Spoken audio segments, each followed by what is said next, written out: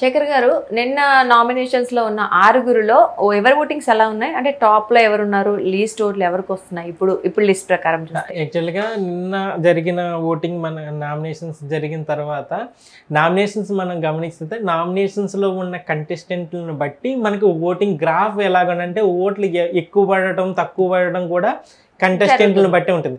గత 3 వారాలుగా గమనిస్తుంటే మనం ఎవరైతే స్ట్రాంగ్ కంటెస్టెంట్లు అని అనుకుంటున్నామో వాళ్ళు నామినేషన్లో ఉండేవారు. ఓటింగ్ కూడా వాళ్ళకి ఒక వన్ సైడ్ అని, ఇప్పుడు నిఖిల్ మన విష్ణుప్రియ ఉన్నారని అంటే ఒక 50% ఓట్లు వాళ్ళకే షేర్ చేసేసుకునేవారు. మిగిలిన 50%లోని మిగిలిన 5గురికో 6గురికో వాళ్ళకంతా సింగిల్ డిజిట్లకో మహా అయితే ఒక 10% అలా వచ్చాయి. ఆ మిగిలిన ఓట్లు కూడా ఫర్ ఎగ్జాంపుల్ ఒక 8 మంది నామినేషన్స్లో ఉంటే పైన ఉన్న వాళ్ళిద్దరూ కూడా ఒక 50% ఓటు షేర్ని వాళ్ళు షేర్ చేసేసుకున్నారు. 25 లేదా 25 అని అలా వాళ్ళిద్దరూ షేర్ చేసుకున్నారు. మిగిలిన 50% ఈ 6గురు షేర్ చేసేసుకునేవారు. అని అంటే అక్కడ మనకి క్లియర్గా ఏంటంటే వాళ్ళ ఓటింగ్, వాళ్ళ స్టామినా ఎంత, వాళ్ళకున్న క్రేజ్ ఎంత అని చెప్పేసి తెలిసిపోతుంది ఆ ఓటింగ్ని బట్టి. ఆ 3 వారాల్లో కూడా స్ట్రాంగ్ కంటెస్టెంట్లు వాళ్ళు ఉన్నారు. కానీ ఇక్కడ చూస్తే మనకి ఈ వారంలో చూస్తే మనకి 6గురు కంటెస్టెంట్లు ఉన్నారు. అందులో మనకి ఎవరైతే ప్రతి వారం టాప్లో ఉంటున్నారో విష్ణుప్రియ లేదు, అలాగే నిఖిల్ కూడా లేడు. శేఖర్ భాష ఆల్రెడీ వెళ్ళిపోయారు, ఆ లెక్కల్లో ఇంకా లేరు. కాబట్టి ఇప్పుడు కనుక మనం చూస్తే ఈ 6గురిలో, ఈ వారం ఉన్న 6గురిలో నబీలు, మణికంఠ, ప్రేరణ, పృథ్వీరాజు, ఆదిత్య, సోనియా ఈ 6గురు నామినేషన్స్లో ఉన్నారు. ఇప్పుడు ప్రజెంట్ రాత్రి ఓటింగ్ స్టార్ట్ అయితే మనం నిన్న నామినేషన్ జరిగితే నబీల్ ఒక చాప కింద నీరులా వెళ్ళిపోతున్నాడు అని చెప్పేసి మనం చెప్పుకోవటానికి ఇప్పుడు ఈ ఒక్కరోజు రాత్రి మనకి అన్అఫీషియల్స్ పోల్స్ రాత్రి నామినేషన్ అయిపోయిన తర్వాతే స్టార్ట్ అయ్యి మెయిన్ పోల్స్ ఎలా ఉన్నాయి, మెయిన్ ఓటింగ్ అనేది పక్కన పెడితే అన్అఫీషియల్స్ పోల్లో కనుక చూస్తుంటే నబీల్ 31 to 35 ఓటింగ్ షేర్ని వస్తుంది. యాక్చువల్గా మనం లాస్ట్ గమనిస్తే మనకి వాళ్ళకి 25, 26, 24, 20 ఇలా ఉండేది విష్ణుప్రియకి కానీ లేదనంటే నిఖిల్ కానీ. ఇప్పుడు మనం ఇందాక చెప్పుకున్నట్టుగా నిఖిల్ విష్ణుప్రియ లాగానే నబీల్ ఒక విన్నర్ రేస్లోకి వస్తున్నాడు అని అనటానికి ఇదొక కీ పాయింట్. ఎందుకనంటే అతనికి 31 నుంచి 35 ఓటు. మనం దాదాపు ఒక 10-15 వెబ్సైట్లు కానీ యూట్యూబ్ ఛానల్స్ కానీ మిగిలిన వాటిలో ఈ ఆన్లైన్ పోల్స్ చూస్తే అన్నిటిలోని నబీల్ టాప్లో ఉన్నాడు. అది కూడా 30+ ఓటింగ్ షేర్ ఉన్నది. అంటే ఇప్పుడు వాళ్ళిద్దరు ఉన్నప్పుడు 50% ఓటింగ్ షేర్ వాళ్ళిద్దరు షేర్ చేసుకున్నవారు.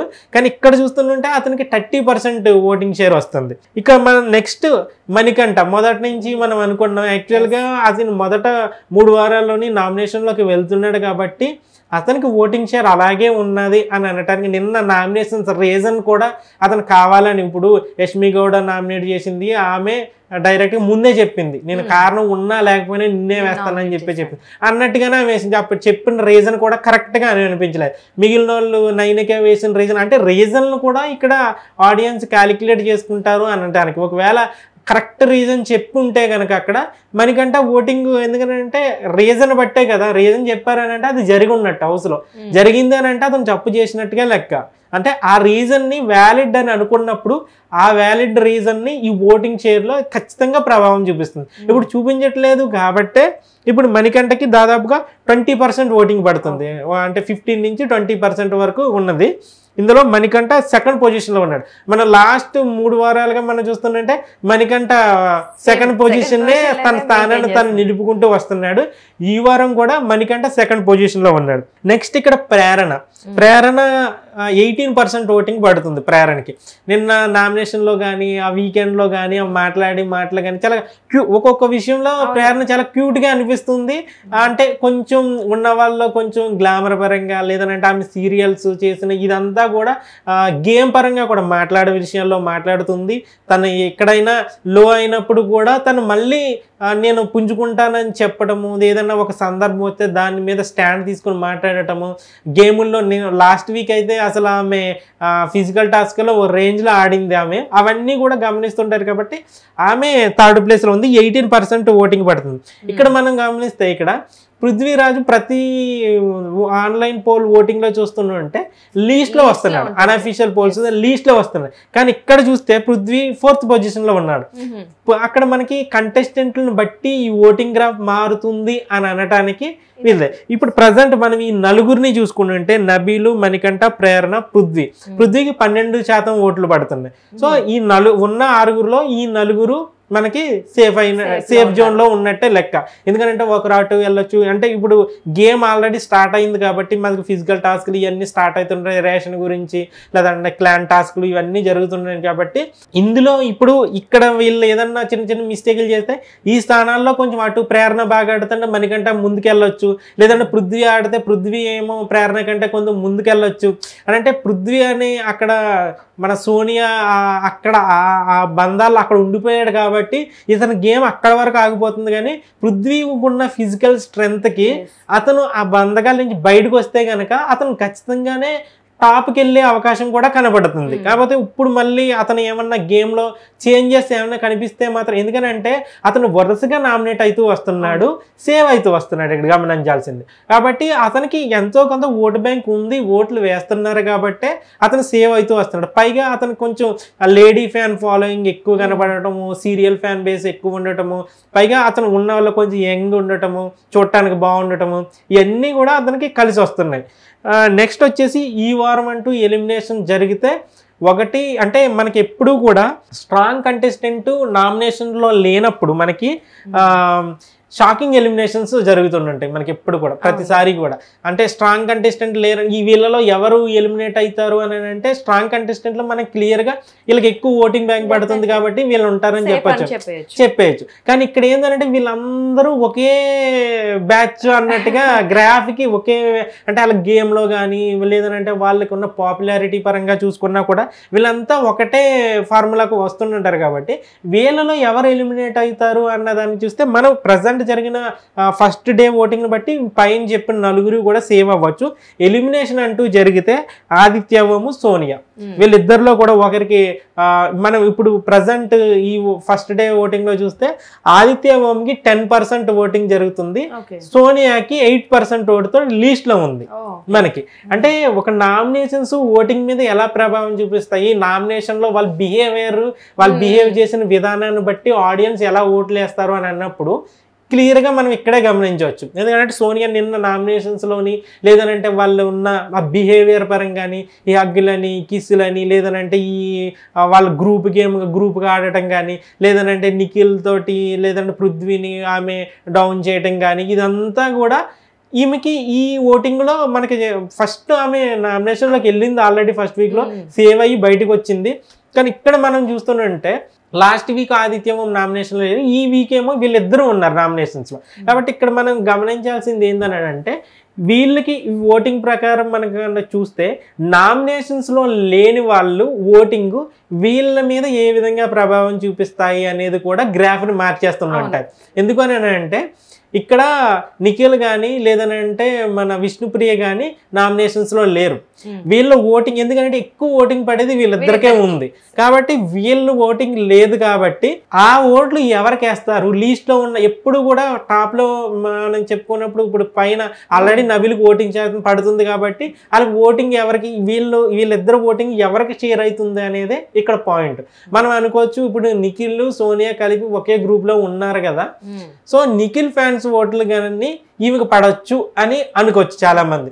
అది అలా పడితే కనుక నిజంగానే నిఖిల్ ఫ్యాన్స్ అందరూ కూడా నిఖిల్కు ఓటు బ్యాంక్ ఎక్కువ ఉన్నది కాబట్టి వేస్తే కనుక సోనియా ఖచ్చితంగానే లీస్ట్ నుంచి 5th లోకి రావటం కాదు, 3rd ప్లేస్లోకో లేదంటే 2nd ప్లేస్లోకి వచ్చినా ఆశ్చర్యపడాల్సిన అవసరం లేదు. కానీ ఇక్కడ ఏందని అంటే నిఖిల్ ఫ్యాన్స్ ఎవరు కూడా సోనియాకి ఓట్ వేయాలి అని మాత్రం అనుకోరు ఖచ్చితంగా. ఎందుకు అని అంటే సోనియా వల్ల నిఖిల్ గేమ్ ఎఫెక్ట్ అవుతుంది అని అనుకునే వాళ్ళు, అంటే నిఖిల్ ఒక రేస్లో ముందుకెళ్ళాలని అన్నా లేదనంటే అతను టైటిల్ రేస్లో ముందుండి టైటిల్ కొట్టాలని అన్నా అతను గేమ్ని డౌన్ చేస్తుంది సోనియా అనేది క్లియర్గా ఫిక్స్ అయిపోయింది, అక్కడ కనిపిస్తూ ఉంది అక్కడ. ఎందుకనంటే ప్రతిదానికి అతన్ని కంట్రోల్ చేయటము, నువ్వు ఎలా ఉండాలి, నువ్వు ఇలా ఉండాలి, నువ్వు అది చేయాలి ఇది చేయాలి అని చెప్పేసి ప్రతిదానికి ఆమె సలహాలు తీసుకొని ఉండటము, హౌస్లో వాళ్ళంతా ఒక మాట అంటే ఆమె ఒక మాట అనడం, అదే మాటని ఇతను పుచ్చుకొని, అంటే క్లియర్గా కనబడుతుంది. ఇప్పుడు ఆ రెడ్ ఎగ్ అతనికి ఇచ్చినప్పుడు ఎవరికి ఇస్తారు అని అంటే ఖచ్చితంగా సోనియాకి ఇస్తారని క్లియర్గా అక్కడ తెలిసిపోయింది. ఎందుకనంటే అతని గేమ్ గేమ్ ఈమె చేతుల్లో ఉన్నది, ఈమె చేతుల్లోకి వెళ్ళిపోయింది. ఆమె చేతుల్లో నుంచి నిఖిల్ బయటకు వస్తేనే విన్నర్ రేస్లోకి వెళ్తాడు. అది హౌస్లో ఉన్న వాళ్ళు కూడా అదే అంటున్నారు. ఫస్ట్ వీక్ నిఖిల్ ఎలాగ ఆడాడు, తర్వాత నుంచి అతను గేమ్ ఎలా పడిపోతూ వస్తుంది. చీఫ్ అయితే అవ్వచ్చు, అక్కడ ఫిజికల్ స్ట్రెంగ్త్ ఉన్నది కాబట్టి పడుతుంది. కానీ ఎక్కువ ఆడియన్స్లో ఒక విన్నర్ మెటీరియల్ ఎప్పుడు కూడా అతను ఒక నలుగురికి చెప్పే విధంగా ఉండాలి, కానీ ఒకరి మాట వినేటట్టుగా ఉన్నాడనంటే అతను విన్నర్ ఖచ్చితంగా కాడు. ఎందుకనంటే మన ఫస్ట్ సీజన్ నుంచి కనుక మనం గమనించుకుంటూ వస్తే వాళ్ళే లీడర్షిప్ లాగా వాళ్ళు నువ్వు ఇలా ఉండాలి, ఇలా చేయాలని చెప్పేసి వాళ్ళు గైడెన్స్ ఇచ్చేవారు. అంతే తప్ప నువ్వు ఏం చెప్తావో చెప్పు నేను వింటాను అని అన్న వాళ్ళు ఎవరు కూడా విన్నర్ అవ్వలేదు. ఇప్పుడు ఇక్కడ ఏమవుతుంది అని అంటే అది విన్నర్ క్వాలిటీకి మెయిన్ అదే క్వాలిటీ కాబట్టి ఇక్కడ ఏమవుతుందంటే ఈమె సోనియా మాట వింటున్నాడు. కానీ సోనియా మన నిఖిల్కి సపోర్టర్స్ అందరూ కూడా సోనియా నామినేషన్ ఉన్నది కాబట్టి సోనియా తోటి నిఖిల్ ఉంటున్నాడు కాబట్టి మనం సోనియాని సేవ్ చేయాలి అని అనుకునే వాళ్ళు చాలా తక్కువ పర్సెంట్ ఉంటారు. అంటే 1% కూడా ఉండడానికంటే ఛాన్సులు. ఎందుకనంటే నిఖిల్ ఫ్యాన్స్ అని అంటే నిఖిల్ని అభిమానిస్తారు. ఒకవేళ రేపు పొద్దున్న నిఖిల్ సోనియాతో గొడవ పెట్టుకున్నాడు అని అనుకో, అప్పుడు నిఖిల్కే సపోర్ట్ చేస్తారు తప్ప నిఖిల్కి సపోర్ట్ చేయరు కదా. అందువల్ల ఏమవుతుందని అంటే అతని వల్ల ఆమె ఇంకో విషయం ఏంటంటే నిజంగా సోనియా వల్ల నిఖిల్కి కనుక హెల్ప్ అవుతుంది అని అనుకుందాం. లేదనంటే అందరిలో ఏదన్నా డిస్కషన్ జరిగినప్పుడు సోనియా వెళ్ళి నిఖిల్ తరపున మాట్లాడింది, సోనియా వెళ్ళటం వల్లే నిఖిల్కి ఆ నింద పడకుండా ఉన్నది, సోనియా అతని స్టాండ్ తీసుకున్నది కాబట్టి మనం సోనియా కోటేయాలి అని అనడానికి అక్కడ ఏ సిచ్యువేషన్ లేదు. ఇక్కడ గమనిస్తే మనం సోనియా వల్ల నిఖిల్ వల్ల సోనియా లాభపడుతుంది తప్ప సోనియా వల్ల నిఖిల్ లాభపడట్లేదు. అది క్లియర్ గా అక్కడ కనబడుతుంది. అలాంటప్పుడు ఆడియన్స్ ఎలా ఊహిస్తారు అని అంటే ఏంటంటే ఇక్కడ నిఖిల్ మళ్ళీ ఛాన్స్ ఉన్నప్పటికీ సోనియాని సేవ్ చేయకుండా నైనికాని సేవ్ చేశాడు. అంటే నిఖిల్ కూడా ఏదో ఒక ఇండైరెక్ట్ గా చెప్తున్నట్టు. పైగా 2-3 రోజుల్లో కూడా నన్ను ఆమె కంట్రోల్ చేయటము, నేను ఏం తినాలో నేను ఎలా ఉండాలా అని చెప్పడం నాకు నచ్చట్లేదు అని అంటే ఒక రకంగా అతను కూడా ఇబ్బంది పడుతున్నాడు అనే విషయాన్ని తెలియజెప్పాడు. కానీ అది స్ట్రైట్ గా ఆమె విషయానికి వచ్చినప్పటికి చెప్పలేకపోతున్నాడు. అది చెప్పలేక మళ్ళీ ఏమన్నా ఇవన్నీ మిస్ అవుతాయనో ఎందుకో ఇవన్నీ దానివల్ల ఒక ఆమె దగ్గరకు వచ్చినప్పటికీ కొంచెం దాటవేతలాగా. ఈవెన్ మనం రాజు నామినేషన్ అయిపోయిన తర్వాత మనం యాక్చువల్గా ఏమవుతుంది వాళ్ళిద్దరి మధ్య డిస్కషన్ జరిగింది కాబట్టి నిఖిల్ వెళ్ళి సోనియా దగ్గర కూర్చుని అమ్మ అది కదరా బుజ్జి అది కదరా నాన్న అని అంటాడు అని అనుకున్నాం. కానీ నిన్న అక్కడ చూస్తే యష్మి దగ్గరికి వెళ్ళి యష్మిని ఆమె ఏడుస్తుంటే యష్మిని ఆదరించడం గమనించాం మనం అక్కడ. అని అంటే ఆటోమేటిక్ అందరూ కూడా నువ్వు వాళ్ళిద్దరిని నువ్వు ఆడిస్తున్నావు అని చెప్పేసి హౌస్లో వాళ్ళందరూ కూడా అనేటప్పటికి వాళ్ళు కూడా ఆలోచనలో పడతారు కదా, ఈమె నన్ను ఆడుస్తుందని చెప్పేసి అని అంటున్నారు కాబట్టి కొంత గ్యాప్ ఇస్తేనే మంచిది అన్న దాంట్లో ఉంటారు. కాబట్టి నిన్న అతను ఇండైరెక్ట్ గానే ఒకవేళ సోనియాని సేవ్ చేస్తుంటే క్లియర్ అయిపోయింది. కానీ ఎప్పుడైతే నైనికాని సేవ్ చేశాడో ఒక తన ఫ్యాన్స్ కూడా ఒక ఇండికేషన్ లాగే అనిపించింది, అది మెసేజ్ లాగే అనిపించింది అది. కాబట్టి నిఖిల్ ఫ్యాన్స్ అందరూ కూడా సోనియాకి ఎయ్యకపోగా ఇక్కడేం జరుగుతుంది అని అంటే ఎవరైతే హౌస్లో ప్రతిసారి కూడా ఒక పర్సన్ని టార్గెట్ చేసి అకారణంగా నామినేట్ చేస్తుంటారో ఆడియన్స్ అతనికి సపోర్ట్ చేస్తూ ఉంటారు. ఈ నిన్న జరిగిన నామినేషన్లో అతన్ని ఆదిత్య ఓంని కొంచెం జాలిగా అనిపించింది. నిజంగానే అంత రీజన్ అతను చేసిన తప్పేమీ లేదు కదా, నిజంగా ఆడలేకపోయారు. లాస్ట్ వీక్లో అభయ్ నవీన్ లాగా అతను ఆడలేదు కాబట్టి మనకు క్లియర్గా తెలిసింది అక్కడ అతను ఆడలేదు కాబట్టి అతను నామినేట్ చేశారు, అతను ఎలిమినేట్ అయిపోవడానికి అర్హుడు అని చెప్పేసి అనుకున్నాం. అంటే గేమ్ని బట్టి కూడా ఓటింగ్ గ్రాఫ్ ఎలా పడుతుంది అని అనడానికి లాస్ట్ వీక్ ఎగ్జాంపుల్. కానీ ఇతను తన వయసుకి అక్కడ ఇప్పుడు ఇద్దరి మధ్యన ఫిజికల్ గేమ్ కానీ లేదనంటే అతను ఏదైనా గేమ్ జరిగినప్పుడు అక్కడ ఇద్దరిని అతను పర్సన్ ఎలా ఉంటాడు అతను ఇప్పుడు నిన్న నిఖిల్ సోనియా గేమ్ ఇలాగా ప్లేట్లో బాల్స్ పెట్టుకునే టాస్క్లో నిఖిల్ ఈజీగానే ఆడాడు. అంతే తప్ప నువ్వు అతనితోటి గేమ్ సరిగా ఆడలేకపోయి కాబట్టి నేను నామినేట్ చేస్తున్నాను అంటే అతని ఫిజికల్ స్ట్రెంత్ అక్కడ ఆ గేమ్లో అతనికి ఎక్కువ ఉన్నది కాబట్టి అతను బాగా ఆడాడు. అక్కడ పృథ్వీ ఆపోజిట్లో పృథ్వీ ఉన్నాడు, అతను యంగ్ 25 years యంగ్, ఇతను 50 years పైనే ఉన్న ఇతను. వాళ్ళిద్దరిని కంపేర్ చేసి నువ్వు అతనికంటే ఫిజికల్గా వీక్ ఉన్నా కాబట్టి నామినేట్ చేస్తున్నావు అని అంటే అది వాటిని కూడా గమనిస్తుంటారు. నిజంగా వాళ్ళు కనుక కరెక్ట్ పాయింట్లు తీసి ఇప్పుడు అక్కడ పెట్టుంటే కనుక ఖచ్చితంగా ఇతను వెళ్ళిపోతేనే మంచిది, ఇతను ఆడట్లేదు కదా అని చెప్పేసి అని అనుకునేవారు. ఇక్కడ ఏమవుతుందని అంటే ఎవరు పాయింట్ పాయింట్లు కరెక్ట్ అన్న దాని మీద ఇప్పుడు సోనియాకి ఎలాగైతే నిఖిల్ ఫ్యాన్స్ ఆమె అతని ఓట్లు ఎలా పడవు అని అనుకుంటున్నామో, ఆ నిఖిల్ ఫ్యాన్స్ ఓట్లు ఎందుకనంటే ఇతను డేంజర్ జోన్ లో ఉన్నాడు కాబట్టి ఆదిత్యకి వెళ్ళే అవకాశం కూడా ఉన్నది. ఎందుకనంటే సోనియాకి ఆల్రెడీ ఓట్లు పడతాయి, ఎందుకంటే బిగ్ బాస్ కొంచెం సపోర్ట్ గా ఉంటున్నారు, ఆమె కొంచెం ఆడపులని అదని ఇదని ఆటలేకపోయినా ఎక్కువ హైప్ చేస్తున్నారు అనేది ఉన్నది కాబట్టి, ఆమెను ఎలాగా హైప్ చేస్తున్నారు కాబట్టి లీస్ట్ లో ఇతనే ఉన్నాడు. ఉన్న 6గురిలో చూస్తుంటే ఇతనే ఉన్నాడు కాబట్టి, కానీ నిన్న నామినేషన్స్లో అతన్ని అకారణంగా నామినేట్ చేశారు కాబట్టి, ఇలాంటి పర్సన్స్ అందరూ టార్గెట్ చేశారు కాబట్టి ఇలాంటి పర్సన్స్ మనం ఓట్ వేయాలి కాబట్టి ఒకటి అక్కడ ఏందనంటే మొత్తం ఓట్లు వేయటం అన్నా మానేస్తారు. నిఖిల్ ఫ్యాన్స్ కానీ లేదనంటే విష్ణుప్రియ ఫ్యాన్స్ కానీ ఓట్లు వేయటం అన్నా మానేస్తుంటారు. లేదు అని అంటే ఇలాంటి పర్సన్స్కి ఓట్లు వేస్తారు. అలా జరిగినప్పుడు మనకి లీస్ట్లో ఉన్నాడు అని అనుకున్న ఆదిత్యమేమో మళ్ళీ ఫస్ట్ సెకండ్కో థర్డ్కో లేదా వచ్చినా ఆశ్చర్యపోవాల్సిన పని లేదు. అంటే ఇక్కడ ఏందనంటే వాళ్ళిద్దరు విష్ణుప్రియ నిఖిల్ ఫ్యాన్స్ ఓటింగ్ ఖచ్చితంగా వీళ్ళు అన్ని ఓట్లు తీసుకొచ్చి వీళ్ళకి వేస్తారు అనటానికి లేదు అక్కడ. ఎందుకంటే అక్కడ వాళ్ళు నిజంగా సపోర్ట్ చేస్తే వాళ్ళకి తీసుకొచ్చి ఓట్లు వేస్తారు. అతనితో వాళ్ళిద్దరికి బాండింగ్ కరెక్ట్గా ఉన్నది కాబట్టి వాళ్ళకి యూజ్ అవుతుంది కాబట్టి అక్కడ మెయిన్ పాయింట్ ఏంటంటే మేము వేసి ఓటు మేము అభిమానించే కంటెస్టెంట్కి యూజ్ అవుతుందా లేదా అన్న పాయింట్ మీదే వాళ్ళు ఓట్లు వేస్తారు. అవసరమైతే సైలెంట్గానే ఉండిపోతారు తప్పితే వాళ్ళు ఎవరో ఒకరికి వేద్దాంలే అని చెప్పేసి ఓట్లు వేసి అయితే ఉండదు. అందులోని ఎవరి వల్ల అయితే అతని గేమ్ ఎఫెక్ట్ అవుతుందో అలాంటి వాళ్ళకి ఓట్లేసి ఛాన్స్ చాలా తక్కువగా ఉంటుంది. కాబట్టి వాళ్ళిద్దరి ఓట్లు కనుక ఖచ్చితంగా వాళ్ళ ఫ్యాన్స్ అందరూ కూడా ఓట్లు ఖచ్చితంగా వీళ్ళకి వెయ్యాలి అని అనుకుంటే ప్రభావితం చేస్తుండే ఇందులో ఉన్న వాళ్ళకి ఎఫెక్ట్ అవుతుంటాయి, మారచ్చు ఇవన్నీ కూడా.